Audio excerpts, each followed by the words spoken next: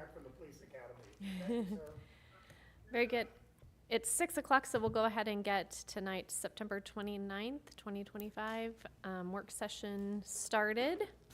We've got a couple people on speakerphone and online here and several of us in the room. So first off, item A, the sale of intoxicating liquors. Mr. Fearborn. Sorry, No, that's okay. Just, it'll make it around. we'll just let it go. It'll make it around. You need the original. We can pass them back. There you go. You got one? Everybody got one?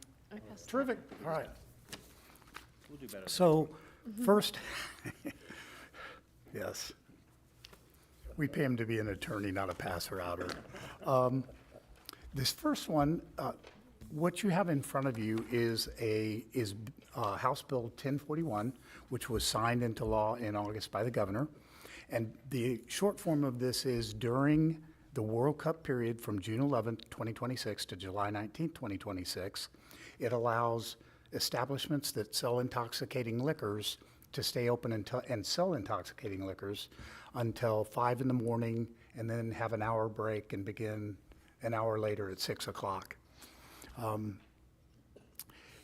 going to let Mr. Zur kind of, we've talked this through a number of times, and the reason I'm bringing this to you all ahead of our big meeting on Here's the World Cup in Raymore is because if you all would want to do this, we want to give business establishments plenty of notice one way or the other of what you're doing. Mr. Zur. Thank you.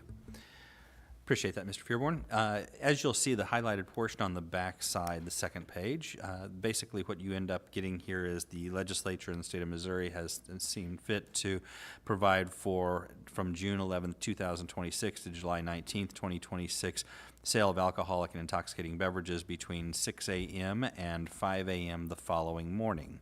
The language that is highlighted in the second paragraph identifies that an individual city, county, political subdivision, or otherwise can, by ordinance, exempt itself from the provisions of the bill. But if you don't take some affirmative action, some step, state law will say, yep, any establishment can stay open between these time frames. There is a reference within it that says the municipality can modify the temporary period. So, for example, if you all wanted to say, no, it's going to be from June 16th to July 19th, you could potentially modify based upon the dates that you would be providing that. But that's really the only options you've got. So do nothing, and your establishment stay in business and operate between 6 a.m. and 5 a.m. the following morning. Take some action to exempt entirely the city from it. So, hey, no, we want to make sure our establishments stay open their normal hours. Or alternatively, no, we want to provide certain days that they would be able to open and operate between the 6 a.m. and 5 a.m. time frame the following day between June 11th and July 19th. Does that make sense? 3 options. Happy to answer any questions you might have, but that's kind of the gist of what the legislature has provided. One question. What's the big thing about the hour? I mean, if you're going to do it for 23 hours, what's the big thing that 1 hour got shut down and then reestablished an hour later? Well, apparently they wanted everybody to have an hour to recover, sir. On this particular piece of legislation, I would hate to try to explain the logic of our legislators. Legislature's infinite wisdom. Mr. Barber. And that question, what's the purpose in this?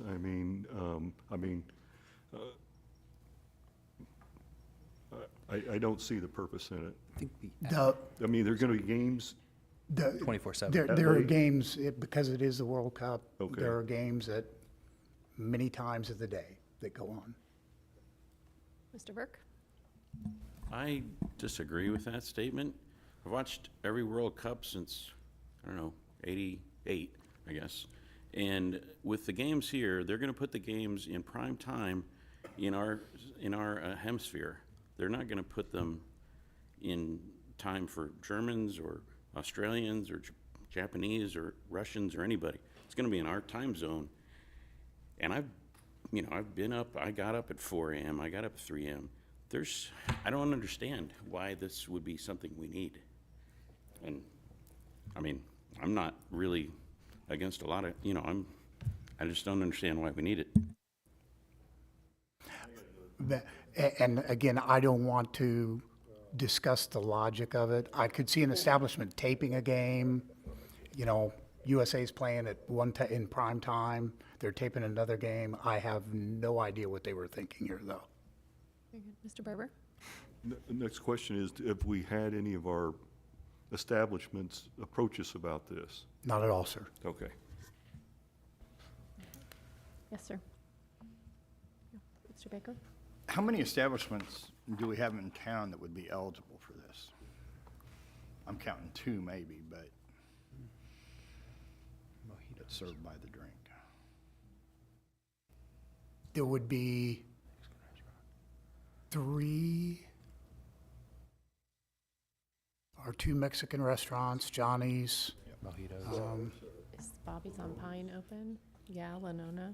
Yeah, So they have the Pine Yeah. Street. Pine yeah, Street, over on yeah. Pine. Does 816? Yeah, the new barbecue Yeah, place, 816. that's true. A handful.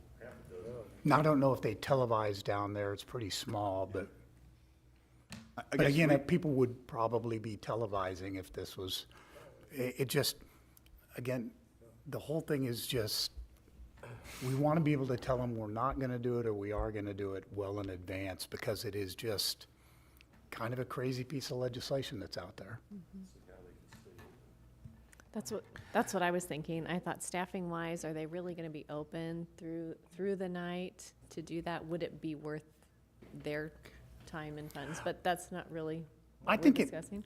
I think when they were looking at it, they're looking at, especially in Missouri, places like Power and Light that are going to be open all night, whether they're showing a game or not, they're going to be open all night for the World Cup events because they're having events in conjunction with the World Cup. And if you've got 10,000 people packed in there, you don't. Right. Nothing in the legislation, requires the businesses to stay open during those timeframes. So there's no obligation on their part. They could maintain their normal business hours and no one would be any the wiser. Mr. Circa? I have a few questions. I guess, so by the ordinance, it's going to happen. If you want to adjust, you can adjust time, but you can't, or date, but not time, it's just Right. date. But it's going to happen. And so it's up to us to see if we want to shrink the dates of the time that will allow in Raymore to have that purpose. That's what we're talking about tonight then. Or we Get can an idea? exempt the city from it Or we can altogether. exempt it totally and not do nothing. Right. If you, Okay. Yeah. Well, yeah, if you do nothing, it's in. I mean, It's one of the, exempt it's it. just like the sales tax holidays it's used to be. backwards. If you do nothing, it actually happens. You can vote to exempt the city So from it. exempt it or minimize it or nothing and get That's it right. all. yes. Okay. That's it. I guess in Europe, they might be playing games, I don't know if they're all in America or if they're overseas at the same time, I don't know. They're all in our hemisphere. All in our hemisphere. It's the okay. Americas hosting it. That's probably why this is happening.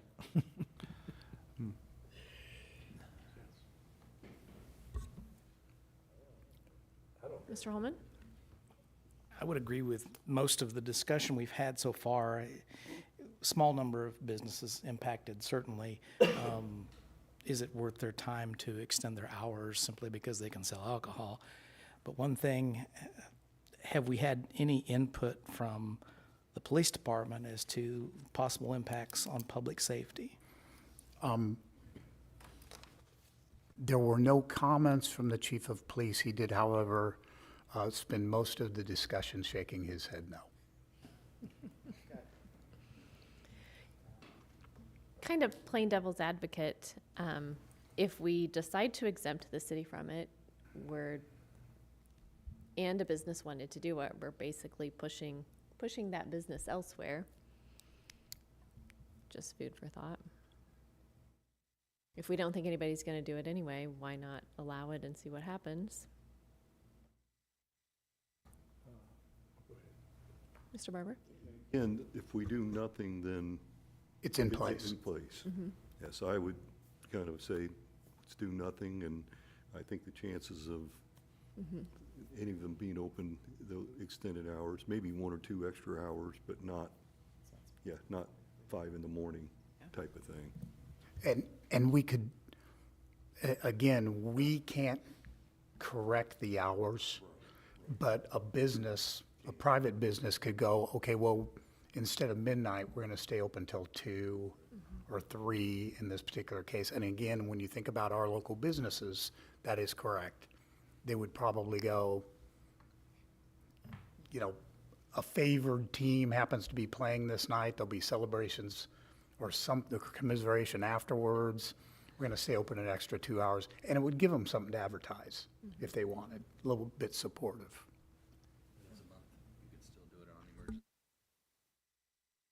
Mr. Circo, did you have something to say?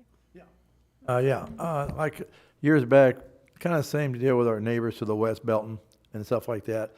When we did the 21 cigarette deal, everybody's on board. They're going to do it, and we did it, and they didn't, and then they drew everybody over there because they anticipated that. I don't know what they plan on doing, but if we did it and didn't do nothing, and they decide not to do it, then we'll have all that traffic coming over here to our liquors and bars all night long from them.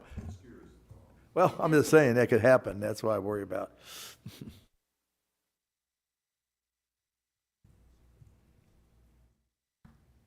Based on the conversation, we will not be bringing anything unless the council revisits it and then directs us to bring an exemption ordinance forward.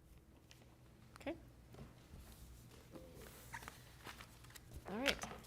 Moving on to item B, the budget and CIP.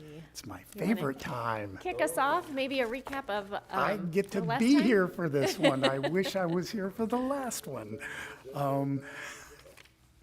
So two questions came out of the last one. Councilmember Abdel-Gawad, Mayor Pro Tem Abdel-Gawad had the discussion on the sidewalks and grass next to the sidewalks. And I'm gonna, because it is a part of the conversation tonight, basically in the Cantor Ridge area. And then all the way down Lucy Webb going beyond that, although Cantor Ridge is bad.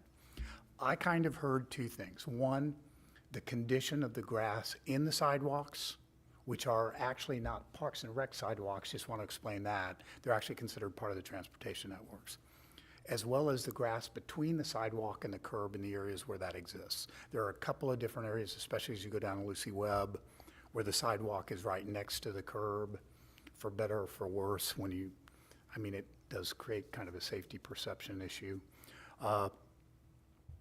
So went back and looked at that. If you've had the opportunity to drive down School Road, you see phase one going in place that is, we hope, going to permanently eliminate the problem of grass in the sidewalks. Now, when that section is done, which will probably, I hope it's done completely this week, and they have of course, with construction equipment for this year at least, taken care of the grass between the sidewalk and the curb it doesn't exist anymore. The sidewalk, or the trail looks really good down there. I'm very impressed with the work that they are doing. Beginning next year, of course, that turns the corner and begins to go west as far as we have to take it can take it every single year until all of that asphalt jungle is gone on there and that entire thing becomes, that will eliminate once and for all grass in the sidewalks. We have proposed a number of different solutions. Mr. Krass spraying them, going down and burning them out. All of that's going to be eliminated when we get done with those sidewalks. Grass between the trail and the sidewalk, especially in the areas of Cantor Ridge. In some areas, you're talking about backyards, some areas front yards, a few front yards, not many. And most of them have the existing situation of backyard privacy fence, long slope down to the trail, and then grass between the trail and the curb. So we went back and we looked at the blueprint and the lots that are associated with Cantor Ridge. A strange situation exists down there. On all of the plats, every single plat page had an annotation NTA, which none of us had ever heard of. So we had to go, even Mr. Salisbury didn't know what it was. NTA stands for No Trespassing Allowed. So the mowing that goes on down there, and I actually kind of lived in this situation in our house before. Some people mow their backyard to the privacy fence, ignore the slope, and ignore the grass out front. Some want the whole thing manicured all the way out to the street. Some, it's a combination thereof. They do the down to the trail, but not the part that's between the trail. It's all over the board. The no trespassing allowed designation means, and all of the lots either go to the street side of the trail or go halfway into the trail. So the lots, all of them in Cantor Ridge are inclusive of the grass between privacy fences and the trail. Those homeowners are responsible for that. So if that grass gets high, we can cite the homeowner. The no trespassing allowed between the trail and the curb not only means we're responsible for it, but they're not allowed to address it. So if they're addressing it, they're actually trespassing on our property down there. Short form of it is we have had to add all of the Cantor Ridge spaces between the trail and the curb line, both down Lucy Webb and down to the circle. We've had to add those to our mowing program now. It'll be a 2-pass mow. We are going to be bringing an all-new right-of-way and mowing program to the council that's also going to include some issues that we have down at the firing range with a whole program. Next year, we're going to be advertising it differently. We've had a number of issues this year. Prior to this, roadside mowing took place 3 times a year. Now that we're fully staffed up, we're probably sometime next year going to be asking you all for equipment, some specialized equipment. Doing this particular kind of a spot is a little bit challenging because some places the strip is like this, some places the strip is a little bit bigger. Using the arm piece is going to be a little bit tough, but we also have mowers that can do that. Might be asking for a second one though, and again, we're going to be bringing you a formalized program, but that area is now going to be addressed, and the sidewalk all the way down Lucy Webb will eventually be addressed. Any questions on that particular one from last? Terrific. Second one was Mr. Burke, and several people were kind of weighing in on the possibility of a trail going from the east parking lot, the new east parking lot in Hawk Ridge, down to the amphitheater as opposed to the sidewalk, which loops around and goes to the north side. Go ahead. Thank you, sir.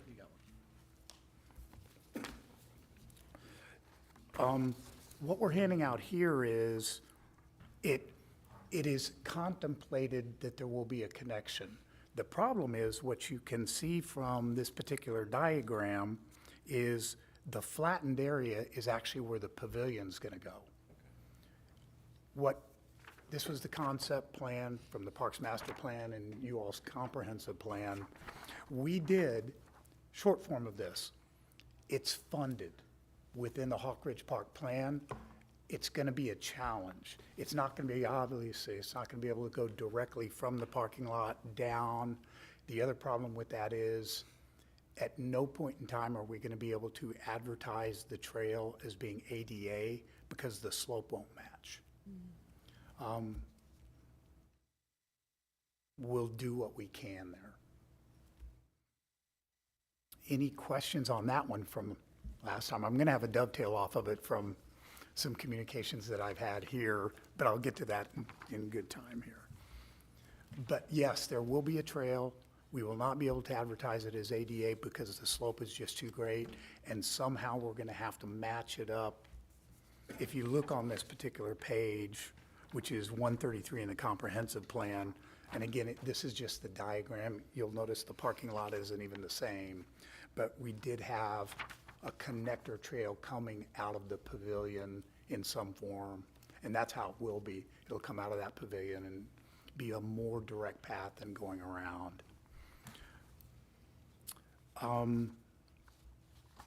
Hold on just a second on that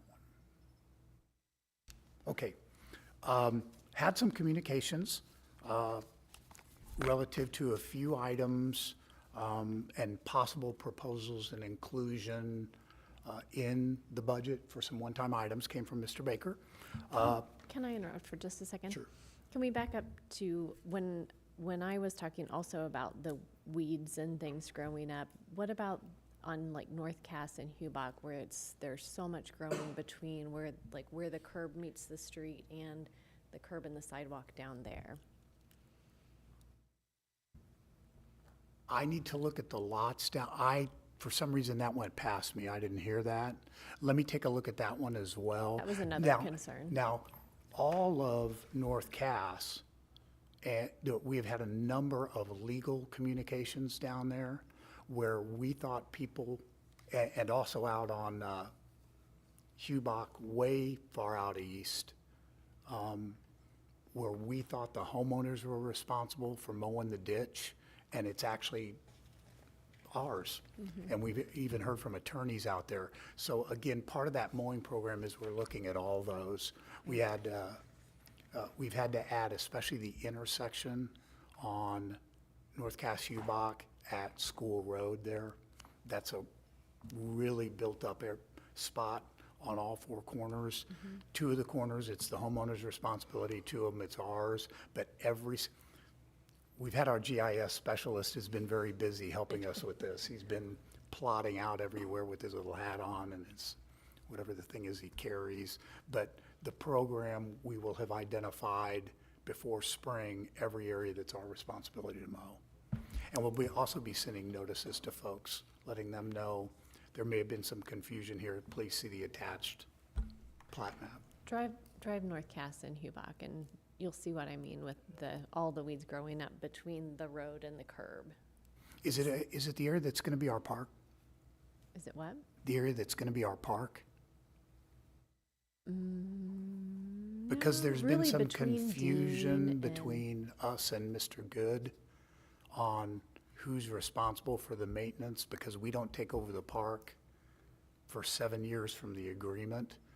And there's been a little bit of confusion on what he's still responsible for, but I'll look at that But for what's sure. between the curb and the street isn't anybody else's responsibility to mow. It's weeds growing literally where the street and the curb meet. Okay, I got it. We have that in a number of locations. It just looks really bad out Yeah. there. So Okay. that was my question. Is there something we can do about that, where those weeds are growing up in between? The one thing we can't do is we can't spray. We did find that out when we were looking down there. We may have to, in spots like that, we may have to go down and burn them out. Okay, And that would be a couple of times a year program. okay. Yeah, I'll look at that. Thank you. Mr. Circa? Just one clarification, we were talking earlier about, so when we come and head west in Ward 2 there on Lucy Webb, we're going to start taking all that going west, all that old blacktop grass all the way up to where the sidewalks are. Eventually get that one south side taken care of. Anything that's asphalt is Out there going going down Lucy Webb, but it's going to be a multi-year project. Oh, that's fine. As long as we're doing it, that's good. Okay. Thank you. Okay, so one of the items that staff had been looking into and that Councilmember Baker brought up was the possibility of a monument sign. Do you have this? Let's go ahead. The possibility of a monument sign at North Cass Parkway. There are some challenges, but there's also some good news with this. First, if your first sheet is this particular one with the blue dot on it, so where the blue dot is the ending point from the highway to that spot is all under MoDOT control.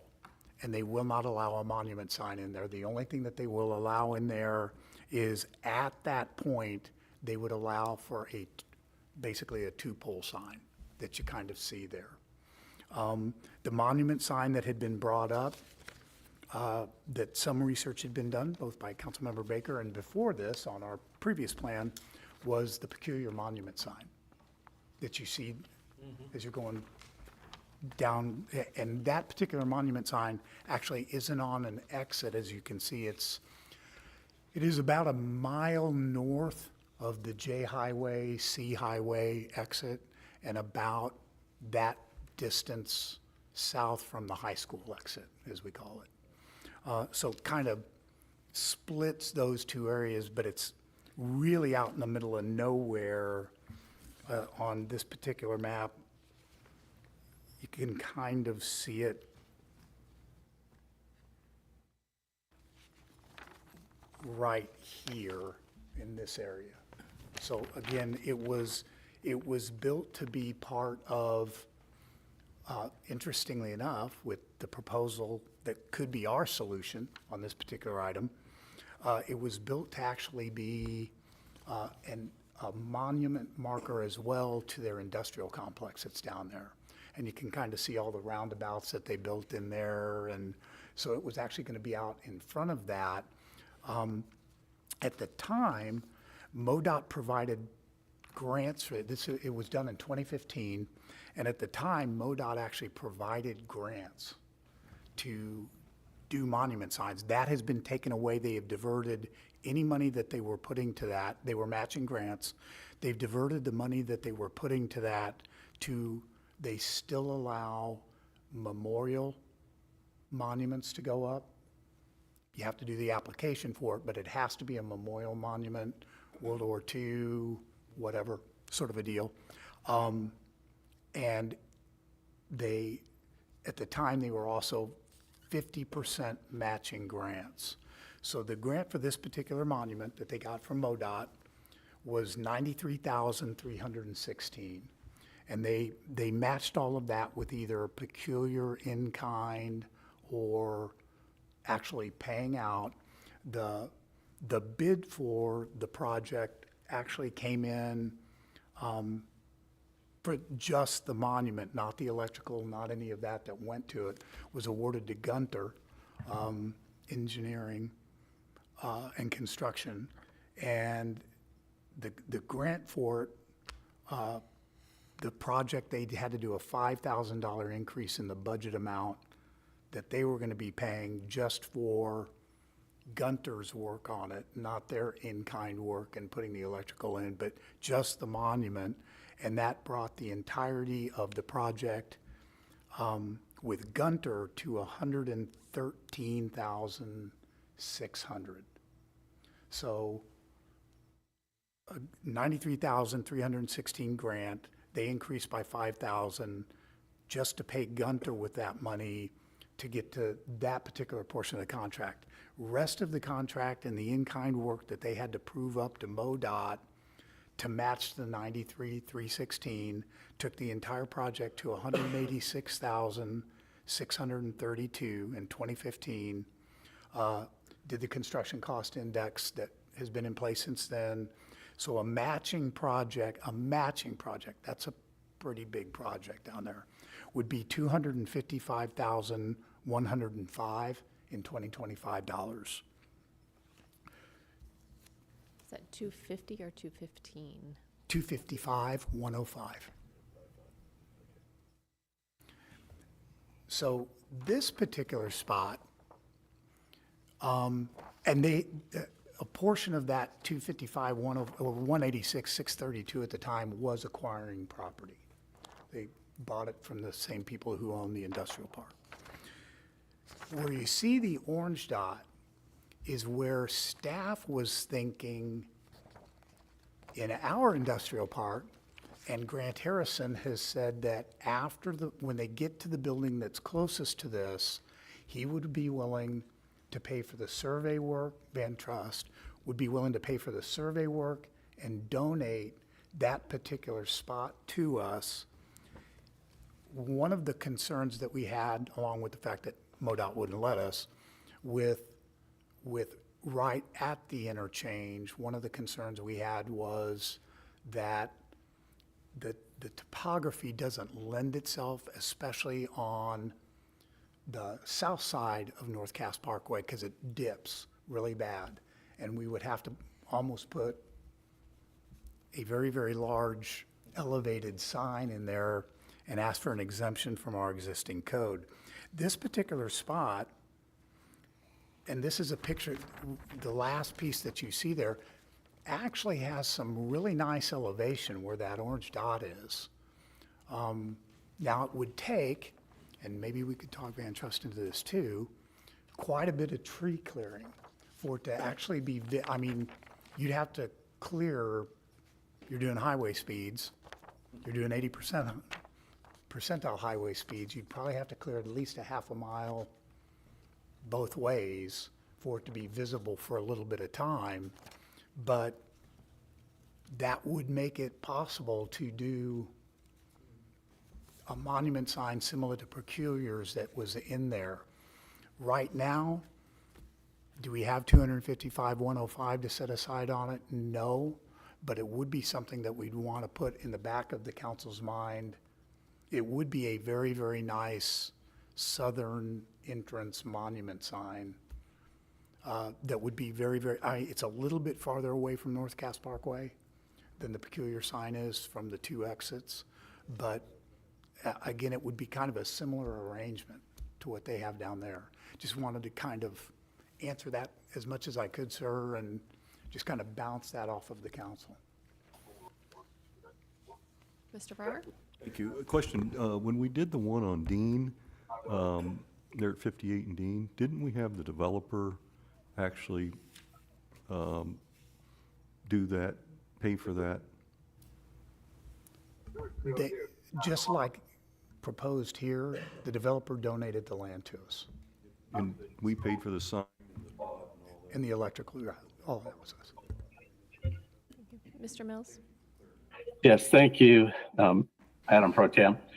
One of the thoughts I had that I think would give some good consideration would be, I don't know if you've seen around, sometimes around the state, would be to reach out to some of our organizations like the Optimist, the Chamber, the Rotary, Lions, some of these, and come up with a dollar amount, whether it's $10, $15, $20,000 or whatever, to where they would raise funds and they could have their emblem on the base of the sign that shows we got Rotary Club, shows we got Optimist Club, Chamber of Commerce, whatever, and that could help pay for the sign. Plus, it would be something promoting our civic groups within the community too.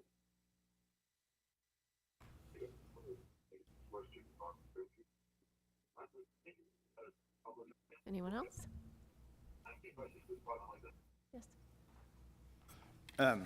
I kind of agree with having, businesses help out. I think this would only help our economic development to have this, because right now, the sign that we have is never going to pull someone off the highway. I mean, you literally have to make a decision to get off the highway before you would see the Raymore sign.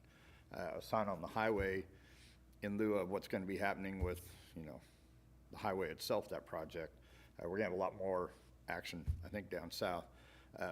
I guess the cost, what Peculiar did, it is a bigger sign. If we even went the route like Grandview has a sign off, I believe, Main Street that's very tall and narrow that has, Grandview spelled straight down, but it's very visible at night. In an area that's surrounded by businesses and lights and all that, you can see that sign when I go to work in the morning at 4:30. It's a very prevalent sign. I don't know, like on the Peculiar sign, that was more of a benchmark that I know in my travels south to Oklahoma and stuff, every city's got a sign on the highway, varying sizes and all that. The Peculiar one is, I think, very large considering the size of their town.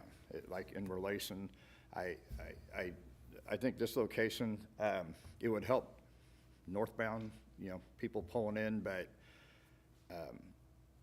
is there any, I guess, possibility, even with the good property that they might be, my original comment was, I know we can't go to where MoDOT controls, but if we went a little bit inside that area, do you think they would be willing to say we would donate a small fraction of that. I guess our biggest hurdle would be electricity at that point. But for potential development of the pork chop, that to me would be the ideal sign in that northeast corner of that exit where the ground is a little bit more level. But I think if we put it that far down the highway, I don't know if, I don't necessarily want people associating a welcome to Raymore and having warehouses, just lined up the highway as you see that sign.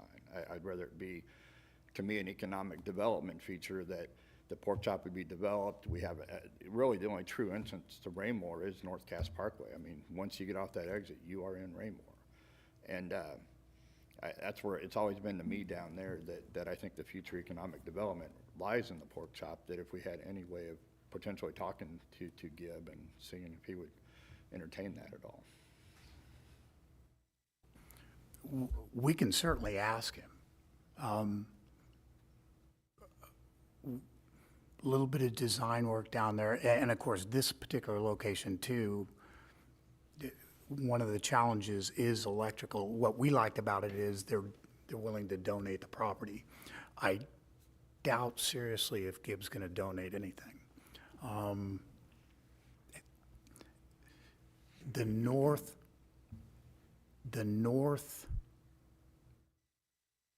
and you're still pretty far off the highway. And gosh, I wonder how far that is. That's what I wondered, if you'd be able to see it from the I don't know if highway. it would be, I don't know if that intersection's gonna be visible, but we can check on all that. Yeah, and even if it's right where the entrance ramp goes onto the highway, I mean, that's gonna be our closest point. I don't think we try and put it behind, and I think the elevation behind where that exit ramp starts going northbound, it does drop down in there, in that area, but where the road merges into the highway, You're talking like here? a little bit further up. Yeah, Yeah, well, it's still gonna have to be pretty far back. like right up. Yeah, it's, Peculiar got an exception that isn't given anymore for how close that sign is to the highway. This one would have to be, it'd still be visible, especially since you're looking down. Let me look into that, like right in the middle of the pork chop type of a deal. Yeah, I mean, yeah, anywhere between, because honestly, that, I think someday, hopefully someday, that's what people, when they drive up and down that highway, they see what's in the pork chop and go, hey, that's where we need to be. And if we have a sign, last time I talked to Gibb, he wants to, he doesn't want the payment plan. He wants someone to buy the property and develop it. And this might be the jump start to where we can get people looking at it. Because honestly, when they start the 49 project, half the cars are going to, probably, I bet 2/3 of the cars are coming down to North Cass instead of 163rd. So, again, I think it's going to jumpstart a whole lot of stuff in there with this highway. As much as, and you guys commented when the engineers here, I wish it would go all the way 3-lane down to North Cass, but I think that just may be negotiation. Hey, if you want to get this developed, this might jumpstart it. What can you do for us? And I can certainly talk to Mr. Gibb and just ask him as the first step on it, what would you charge us? yeah. And I'll find out. I have no idea what we're talking about as far as how much we would have to ask for as far as property is concerned. Mr. Barber? Yeah, I just have a comment on that. I don't disagree we need markers to let people know where our city is. I think that's a positive thing. I do know there's a lot of people that come in and come and play golf in Creekmore and leave and go 155th Street, and you tell them, hey, I live in Raymore. I've never been to Raymore. Well, have you played golf at Creekmore? Yeah, well, that's in Raymore. They don't realize they're even in Raymore. So we've got areas all over town that we need to identify and let people know that you're in Raymore. I disagree a little bit that a monument sign is going to bring businesses to Raymore, because look at Peculiar. They've spent all that money on that monument sign, and that didn't really hasn't dragged people to build in that area. I do think when that pork chop develops, I think we need to have a plan together. When that people start coming to that area, we need to let them know you're in Raymore. And so I don't disagree. We need something. I don't think it's something that we need. I think it needs to be, my opinion, when we start developing that area, not the warehouses, agree with that, But when that becomes retail and restaurants and all that kind of stuff, I'd hate for them to come in and use that and leave and not realize they were in Raymore, just like the golf course. So, and maybe we need to look at a plan that we need to do a better identification around our North Madison. You know, there's a lot of areas that people are coming into Raymore. So maybe that's something we need to look in, and staff as a whole. So my 2 cents.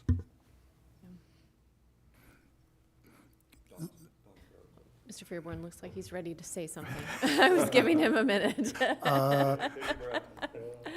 Let me start by talking with Gib and just find out what that is. I do like the idea of, you know, how I feel about plans. If we're going to look at this here, and I can, even in my mind, because one of the drawings that Melissa did for the orange spot was actually a pillar sign.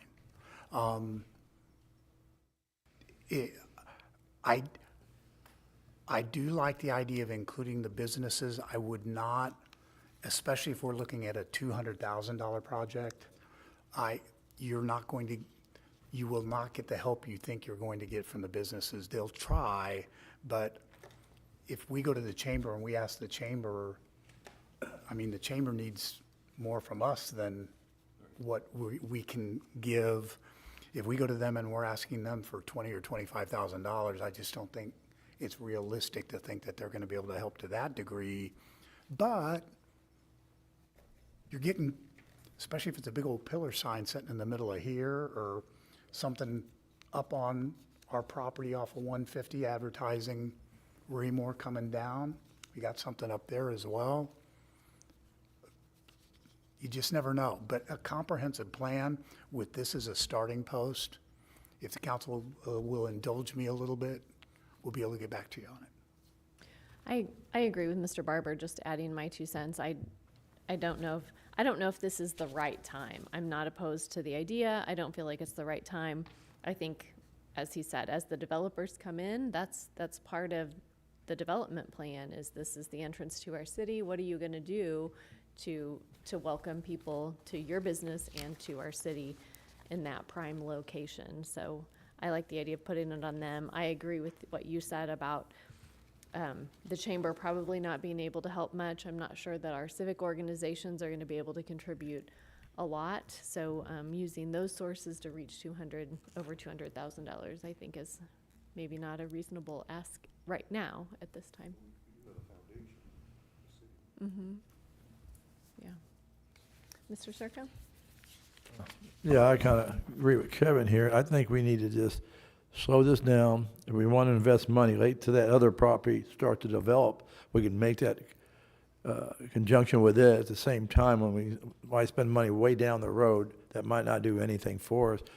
But as this property develops, come in with something like that as there's a development. Now, I know the mayor and I had talked years ago how it'd be nice if we could find some nice land and put up a nice memorial, Air Force, Army, Navy, and something nice like that. That would be something in the future you could actually draw together. This is Raymore, something like that coming off the highway. It'd be really something spectacular to see with a big flag. So, I mean, maybe down the road we can put these things together as we take our time. I think to move on something that big, that far down the highway might not be something we want to look at right now. Good. Mr. Baker? I mean, the only thing I think timing is key on here. Belton and their capital improvement budget has already approved North Mullen to go south to North Cass Parkway. If they complete that road south, they could potentially have the advantage to develop the west side of 49 at North Cass, and it may put our side in jeopardy at that point. I think that's, it's a consideration that we have to put in, that our partner city has already looked at their plan to say, let's develop the other side, and whoever develops that intersection first, I think is going to get the majority of the business. So just my 2 cents on why I think that's important. My conversations with Mr. Good, I mean, he was very clear to me that he wanted to develop it. I know that he holds the cards, and I understand that, as I would too. But anything that can bump development through, that's what we need in this city. our pull factor, it would certainly help that, getting that in sooner than later. So thank you for all the input on that. Anything else? Second item that was brought to my attention from Councilmember Baker was the possibility of, as we begin to look, and let me back up. Staff has been planning for quite some time for right after the beginning of the fiscal year to come to you with the whole World Cup, Raymore 150th anniversary, United States 250th anniversary, all happening in the next 48 months, and specifically with a plan for 250th anniversary of the country in conjunction with the World Cup. One of the items that he had brought up was the possibility of looking at our fireworks show. And this is actually one of the items on what we have casually titled 10 Days of Fun here in Raymore for that particular period. And I want to be real careful with our wording here. One of the things that we had actually intended to propose to the council, and I was going to talk about this tonight. I really apologize for not being able to be here 2 weeks ago.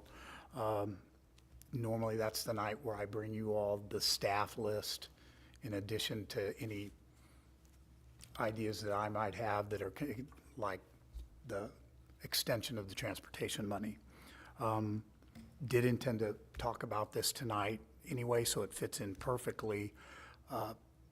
When we look at the fireworks show, one of the things that we were going to propose is, and we've actually bid it out this way, is an expansion of it. The problem with that is we already are at our maximum on the size of mortars that we can shoot. So we can't do bigger that way.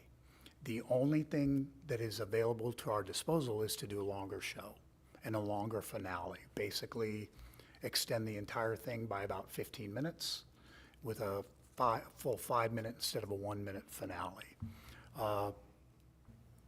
Again, all of this being researched, actually being bid out to bring some of these items to you. In addition to the fireworks show during the period, we're talking about the Festival of the Parks, a Bricks and Block Party, 3,500, Festival of the Parks, the Spirit of America, increasing from the 25,000 to 35,000, which is the approximate amount that we've received preliminarily on what's going to be bid, to expand that. Festival of the Parks, a whole nother concert for $12,000, so it'd be a big one. 5K Spirit Run, we estimate about $3,000 in salary on that. World Cup Watch Party, a major one, $15,000 for that. Spirit Parade on the last day of $5,000. One of the things that I know the council has talked about quite often and was kind of brought up within the email for this particular one is, as you know, the Parks Board, in order to save money, does not do the fireworks display on the 4th of July. They do it on the Friday prior to the 4th of July. And if the 4th of July is on a Friday, it's still the Friday prior to the 4th of July. Whether you agree with that or not, again, that's been the Parks Board decision. They try to do it to get the maximum show for the cheapest amount.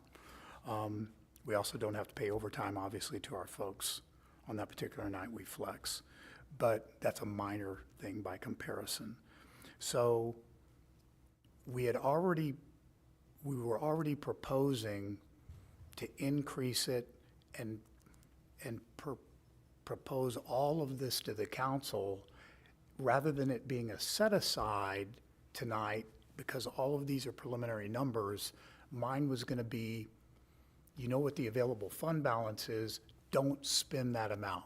Don't dedicate it to, because it's going to have to be spread across different departments, different funds. when we finally do something, it was going to be more, this total amount comes to $75,000 is a safe amount. Not to spend, but don't put it in, it's just out there.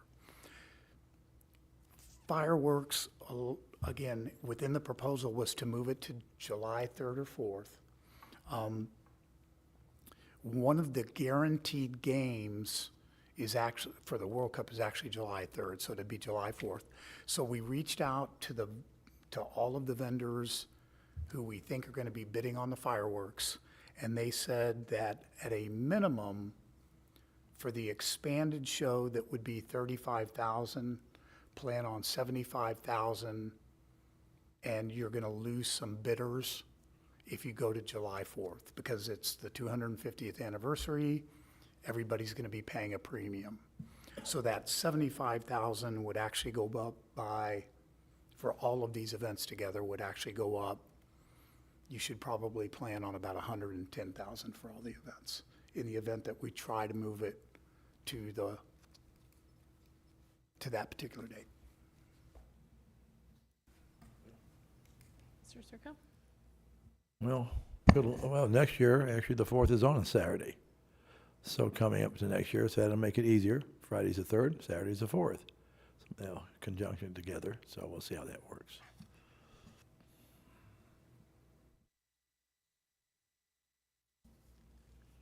Anybody else? My 2 cents, I would rather spend that money on something else, something different. I feel like the feedback we get from the community is already that our fireworks show is amazing and very long compared to what people expect. Could we add something else when we do the second concert, when we do the World Cup showing? Could we add something different but equally spectacular to that night?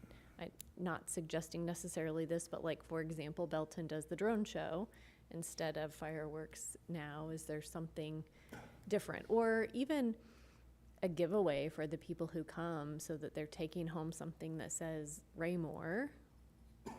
Just my 2 cents. That would be my preference, but I don't buy fireworks because I think it's burning money, so. Literally? Literally, Mr. Burke. Perspective from my family is we're always lamenting that there's nothing to do on the 4th of July in Raymore unless we want to just go blow stuff up or get drunk or something. And we'd rather go to the park. But most of the time, we don't see the fireworks. Mr. Baker? I do think, and I think Councilman Mills and I have talked about this. I mean, I'm not going to date anyone in here, but most of us were probably around when America turned 200, and it was quite the event in 1976. And I think it's something that would warrant a celebration focused on that. I think the World Cup is going to draw people, but I think we owe it to our citizens to celebrate something that, you know, most of them may only see 2 of in their lifetime, these type of celebrations. And I think the surge of patriotism by next year could be much higher than what it is now, and that may lead to even more people wanting to take part in that. I see both ways. July 3rd, it's going to be very competitive to get a fireworks program bid on. I saw Peculiar just put in a bunch of money for their celebration. So it's not like we're going to draw people from a lot of other towns. I think most cities in this metro will have a major 250-year celebration, whether it's on the 3rd or the 4th. But I do think ahead of time that we should have funds available, that if we're going to do this, we know the bid's going to be high, and it's something that it's because it's 250 years, the birthday of the country, that to me, it's very important to me that we celebrate this right. And I think that day should be reserved for the celebration of America. The World Cup watch parties and all that should be opposite of that. If we're going to do those events, I think those will draw people. But just in my opinion, and you know, I think this is quite worth it. And we'll see. I appreciate the info, getting the bids on that. When I wrote you that, I knew it was going to be competitive because I had seen some of our neighboring cities already talk about this, and that's just that time of the year. It's going to be tough. Mr. Barber? Thank you. Yeah, I can see both sides of it, and I guess I'm leaning towards if we're going to ever do it on the 4th, this would be, I agree with Mr. Baker, this would be the time to do it. And not that we would set a precedence that we'd have to do it from now on, but just say this is really special, you know, and do it. I see the money and, you know, people never complain about our show, ever. The only complaint is, why isn't it on the 4th? You know, why isn't it on the 4th? You know, we do it this one time for the 250 years. I think I could be persuaded to support that. I mean, I have to see the numbers, though. You know, if it's crazy numbers, then I have to say, maybe we get our own fireworks and do it ourselves, but. The, and again, what I would ask is that instead of reserving the dollars, because we're talking about 10 days worth of events celebrating the 250th. It just so happens one of those days is the watch party, because that's a guaranteed night. But all the rest have to do with the 250th. We've actually got a really cool, I think I missed it. We're actually going to do one of those electronic scavenger hunts for the entire 10 days, citywide, which will be a really good advertisement for the city too. But again, what I would probably tell the council is, Ms. Williams, if you could go ahead. I am going to have some staff items that you're about to see too. Can I mention something, Mayor Pro Tem? Well, I was going to let Mr. Fearborn finish. Oh, okay.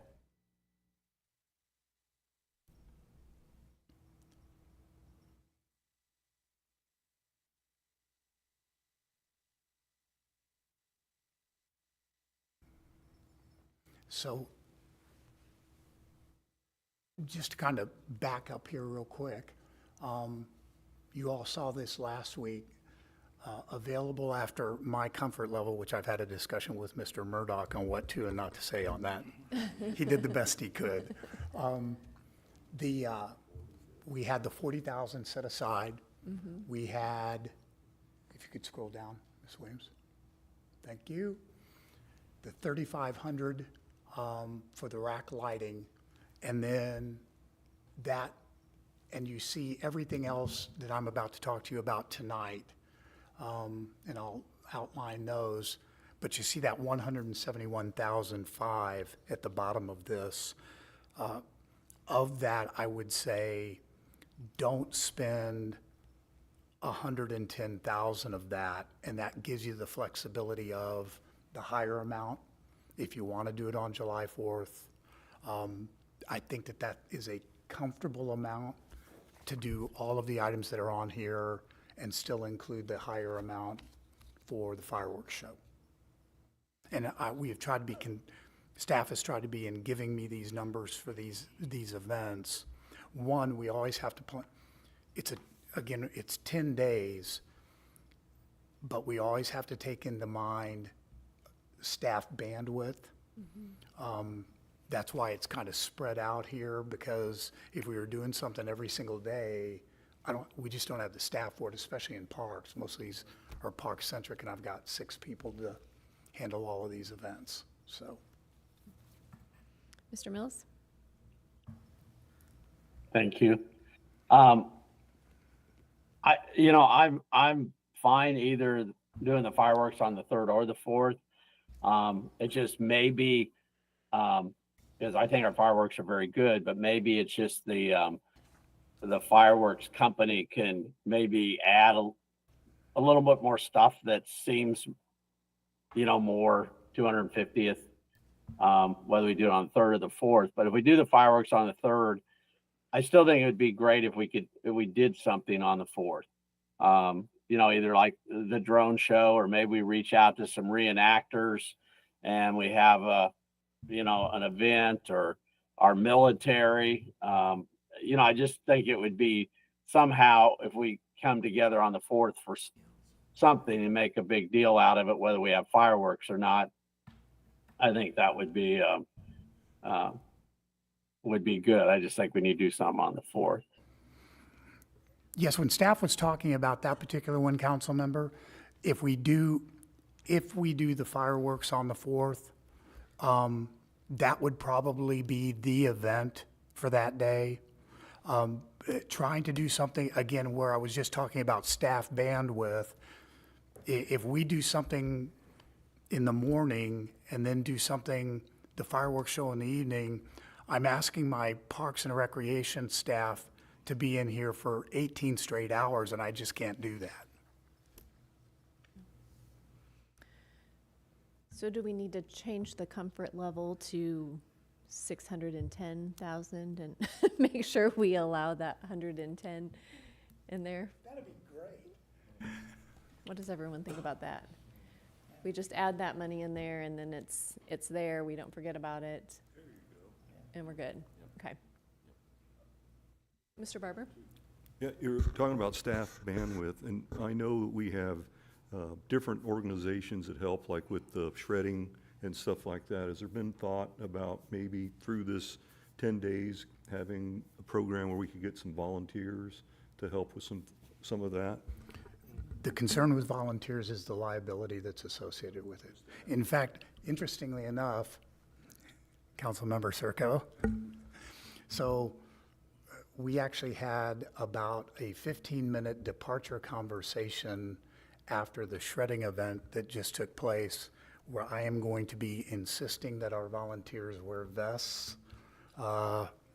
They're very unidentifiable, and they're walking through a parking lot. And for some reason this year, people decided that they were just going to park on the circle. So our volunteers are walking across the street to carry boxes back 50 yards to a deal, and they have no vests. They're kind of invisible out there with all the cars that are pulling around. So just something as simple as that, we have to be awfully careful about. We do train the CERT volunteers for the 4th of July event. From a liability standpoint, it's why we actually have not used them for the last 2 years. A little bit worried about, especially with the traffic that's down there on that event. Some of these other ones would probably, like a 5K run, we could probably definitely dip into that, though. We have a thing they call a waiver. That always works until something happens. It works till you get the corn. Yeah. All right. Anything else on this topic? One other thing. Mr. Circo? Yeah, again, whatever we do, we work the money, but I am really adamant about doing something when it comes to the military 250th birthday. It's going to be the biggest time. I know the president, all of them are going to do something in America, but as a city, to do something really good. As an Army veteran and stuff, there's a lot of veterans in this city. You run around the neighborhood, you see tons of American flags flying all the time. People are very patriotic in this city, and I just think we need to do something for our city. Maybe even reach out to Congressman Alford, reach out to Mark now and see what he can work out for next year, because this is his base right here, Raymore. So possibly do something. Yeah. All right. Anything else?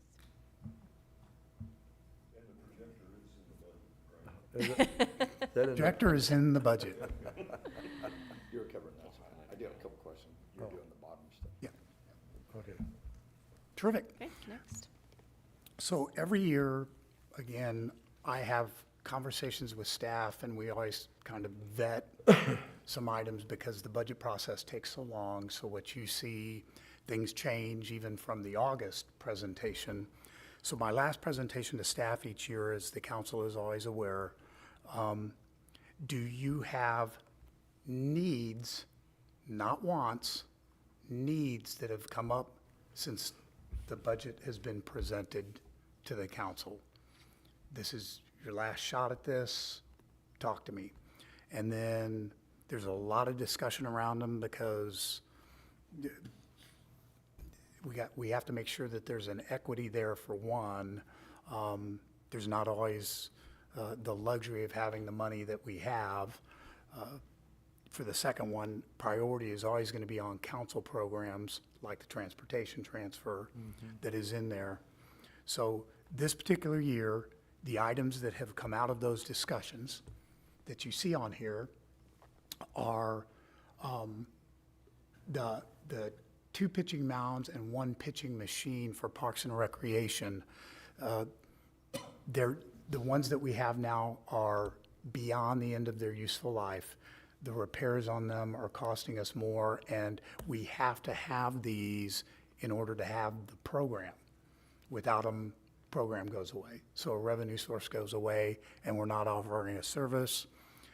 This actually came up, you'll remember Mr. Musteen's presentation about how many participants we have just in the fall sports. We don't want to be losing teams because we can't provide basics in that regard. The rolling bleachers at the rack, right now, staff is having to actually put chairs out, but the programs there are very popular. Staff is actually having to roll out the big deals of chairs and set up chairs. I'm a little bit worried that the chairs are gonna hurt the court, for one thing, and I'm also worried that somebody's gonna come away with a strained stomach muscle because those, I mean, it's a lot of work to hustle those chairs out there before. So 2 rolling rack bleachers for that. The police department drone is at 6 years and has reached the end of its useful life. We were told when we had to get some replacement parts for it, that those parts will no longer be available. So we have to have the new drone for the police department. Did not realize this, but we do not have a trench safety kit for people down in the trenches. We have actually been renting when we have to do trenching. I don't like that idea. Would propose to the council that you approve a full, and this is what you see over the trenches with the tripods. It's a gas meter for down in the trench in case there's leaking gases that we don't know about. It's a harness system to be able to pull people out. It's a very comprehensive system for that, $17,000. And then we get a lot of customer service requests for people to not have to go to the window. For those of you who visit during the day, you know, sometimes the window, there's 2 or 3 people backed up. These kiosks have become very popular and seamless. Ms. Williams did some, this is basically a customer service issue, another method of payment that we can use. Might even take it a little bit further to allowing people out of the weather and figuring out a new locking mechanism for the frontier where they could get into the vestibule but not into the building, and actually have the kiosk out in the front there where they wouldn't even have to get into the building, be a 24/7 payment method. So put that one on as a customer service item at the end here. Staff would request of the council to use all of those. When those are, if you would fund all of those up for us, then we're down to 61.5, including the 110 set aside. Okay. Mr. Burke? If I can ask, is DJI like Department of Justice, or what is that the company? It's to become. Okay. So this is going to replace, not repair, the one that we purchased? The one that we have cannot be repaired. All right. So the good news is this is much less expensive than when we originally purchased the first one. The original purchase also included the training Oh, okay. and the for our general drone, the other one, staff is heavily into the training for the certification that they need on that. They're actually having lunch and learns at this point. Thank you. Mr. Baker? Airspace is the hardest thing to learn, class, whatever. The DJI, just on that, I mean, there is a potential for a ban. I know that right now when you buy DJI, you can't buy DJI Care as far as the warranty on that. I know this is probably more expensive, you know, a commercial grade one for that price, but is that something readily available that if something happens, it crashes, how do we fix it? Because right now they're not being fixed. The separate warranty program is going to be looked into for this one. Again, we're just now starting the ask for this one and looking for a dollar amount. We put DJI drone on there. This one is actually beyond commercial. This one has the heat seeking and all of that associated with it. It is a police grade drone. I agree with Mr. Baker. My understanding is you aren't going to be able to fly DJI anymore, so you'll need a different brand. Any other comments? I'd say move them all up. Mr. Circo? Okay, now when we replace it, I know we added a tethering line to ours a few years later. Will this all be engulfed with the tethering lines and everything we'll need for that? Would be all inclusive. Again, all we're asking for tonight is the dollar amount. Any objections to moving all of those up for consideration? Mr. Holman? No objection. I think all these are a good spend. The one that's not getting a lot of talk, but is an absolute essential. If we have to drop something else from this budget, that trench and manhole safety equipment must be in there. How many times have you heard on TV that someone died during a trench collapse? God help us if that ever happened. And God forgive us for not funding that. Absolutely. Mr. Baker? You said that we are renting a Trent, I mean, we're not doing this unsafely, right? I mean, we're, Right, but we do put off if we can't get it rented. So there's a delay that's associated with it. and I agree with Mr. Holman. I mean, from a safety standpoint, anything else we do that, from a safety, we need to do utmost on that. A couple and I do believe that, I don't know if this is the right order, but back to the amphitheater, the lights on the path, we had conversations about that. Is that budgeted, or do we need to add for lights only like after performance, not on all the time? It is going to be a component of the bid. It's actually going to have to be expanded. From a liability standpoint, we talked to NPR. We cannot just fund the path from the south parking lot and the east parking lot, because if we don't then light the other two parking lots, the far west parking lot, down through the bike trail, and somebody were walking that, or if they were coming around from the playground parking lot, and these are lit, and those aren't, and somebody falls over there, basically it's gonna be an all or none that we're gonna have to do. But yes, it's gonna be part of the bid with all that. Anything else, Mr. Baker? Very good. Anything else? Anyone else? All right, ready to move on to other? Yes, ma'am. Okay. Any other? Do you have any other tonight? We do not tonight. Okay. Do you have something? Just a Todd? real quick, I don't know if anybody sees it or not, but the September 17th issue of Design KC Magazine has about a 6-page article, very well written, about Raymore. And if you get a chance to look at it, it's they did a very good write-up.